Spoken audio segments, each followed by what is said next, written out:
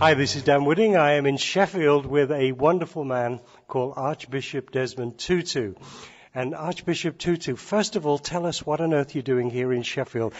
And you're wearing a hoodie, which for people who in America who don't know, it's what many young people wear, and it says explore with an X. So tell us a little bit about this. I've come as president of the Church Army, which is part of the Church of England. It's what we could call it. It's evangelistic arm.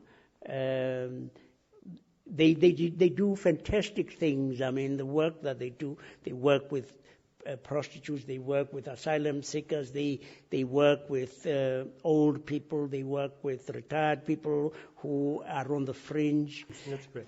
You spoke in the press conference about the problems that young people today face that we didn't face when we were kids. What advice would you give to a young person today on the streets here in America or in Britain or anywhere in the world who are facing, the challenges of drugs and problems like this? Yes. I mean, one is aware that you are under very, very considerable pressure. But remember that you are able to say no.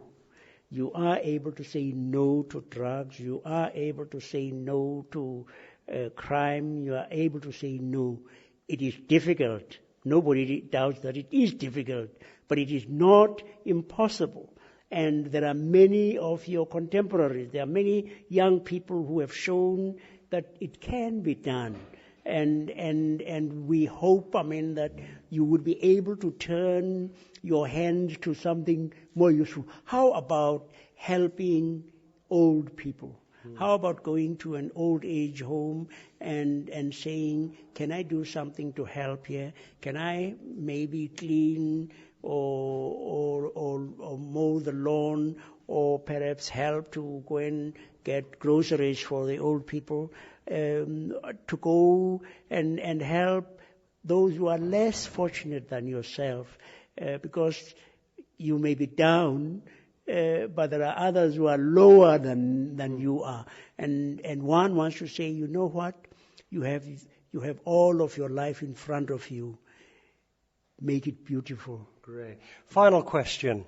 Many years ago, I wrote a book about Idi Amin and the terrible things that happened in Uganda. You have seen such horror.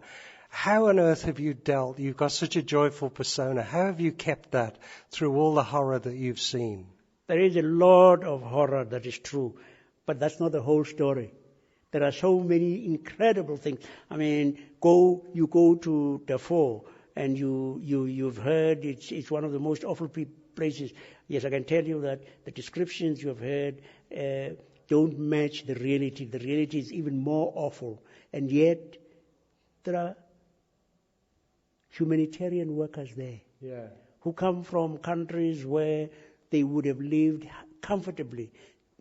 The goodness there is goodness that makes your heart leap. We spoke to the displaced persons. They can still laugh. That there is a resilience in the human spirit that is just amazing to behold. Archbishop Desmond Tutu, thank you so much. God bless you. Thank you.